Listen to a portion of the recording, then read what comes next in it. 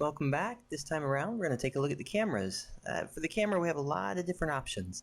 If you notice on the bottom bar here, one of our tile sets is cameras.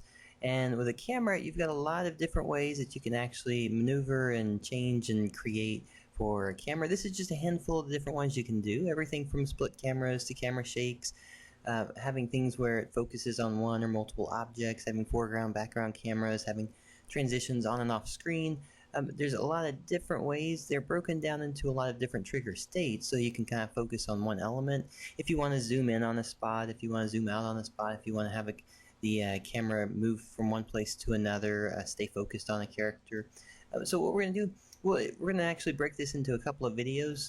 The first one we'll do is just cover a handful of the first set, and then we'll just kind of keep going down so you get an idea of what features are available to you for use with the camera. The first one we'll take a look at here. We're just going to do the auto move camera. So I'm going to place an auto move camera in the scene, and what we have in the auto move, I'm just going to click on the auto move property here. The main thing it does is just going to be, is it moving left and right, up and down, and at what speed? So if I was to do, for instance, on the move left and right, we'll just take it at a speed, for instance, like with 1, we'll just have it nice and slow going across the screen. So if we had something like this, let's go ahead and go back to play here. We'll take a quick look at it. And if we move our character across, you'll notice that once we trigger it, the camera's going to start moving by itself. So if the player is jumping up and down, it's not going to care about the player. It's just simply on its own path going across. Alright, so let's go ahead and go back out of that one. So we have a moving camera, but then at the same time, if you want to do something, for instance, to do a lock, to lock the player within the scope of a camera, you can actually place in a lock one. And you know what? We'll actually turn the visibility on them so you can actually see when the player touches it. So the cool thing with the lock camera is it actually has properties set up for whether it's full screen. So if you're on your mobile, if you're on a desktop, it's actually going to be based on the screen itself as to whether it locks. You can also do a percentage based, and you can do a tile size based. We're going to do it where it's full screen, so the character when it gets to the edge is going to stop. And we're also going to say that it's locked with movement. So if you have the auto move on, then, or ones that actually prevent the allow the player to move freely, it'll make sure that if you're moving, then it's going to be stuck to the corners like that. So let's go ahead and get out of this one here. So we'll set it up with this. I'm going to make sure this is turned on as well. Alright, so for the first part, we'll go ahead and say that the player will trigger this one. It starts to move. Now, I'm going to go to the edge. I've turned off my gravity. So at this point, see, I can move completely off the screen like this. Well, if we lock them at this point, now when I lock it, what that means is that when I get to the edge, I can't go any further, and the camera pushes me to keep me within the screen boundaries this way.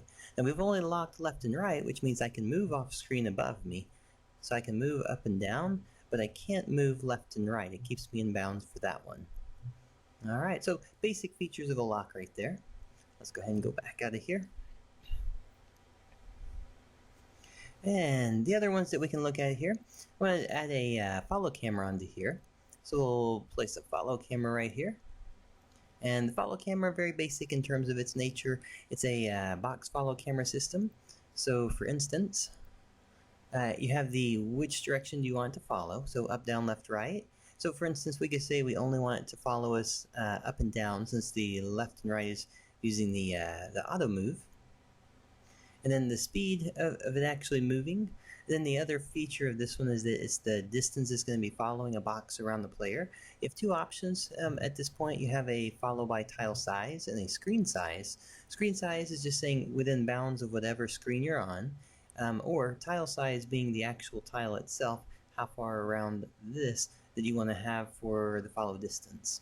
So for instance, we'll go ahead and do the screen size, and we'll set it up so it's just a small box, so it's a little bit around the player. It'll have a little bit of room up and down before the camera actually starts to follow the player. Alright, so let's go ahead and stop on that one. We'll play real quick. Alright, so once the player is in, now we have the movement, and now we've locked our camera. And now we have a follow on the camera. So if you notice, the camera went up a little bit because it's going to try to keep the character within the bounds of this one. So now it moves just up and down enough to keep him that way. Alright, so we got a pretty nice simple system there.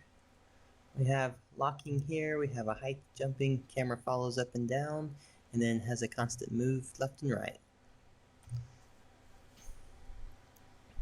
Now with all the cameras, you can do it where they're triggering it, but you can also do, all the cameras come with a property for at start. So instead of doing an on trigger on enter, you can actually trigger it to be on start, so you can set a whole bunch of cameras up that aren't even by the player, and you can actually just say, this is going to affect the player at the start. And if you want it to affect certain players at certain times, you can also set it up where you're looking for the player and you're finding the player by ID, or you're finding a target by ID as well. Alright, so that's going to be 3 of the cameras right there. There's actually quite a few other cameras we could take a look at. We could actually put in the offset here real quick. Well, let's drop that one in. I'll place that one in right here. And the offset itself is just how far offset from the camera the player is. So for instance, if we wanted our camera, we'll say the zooms in kind of quick here. And the offset, we'll say we want the position. So it's going to be moving the camera to this position once you trigger that one. So we'll go ahead and do that with it. Alright. And actually we'll do it after the, let's go ahead and do it after the follow. That way you can see the camera move directly from the player.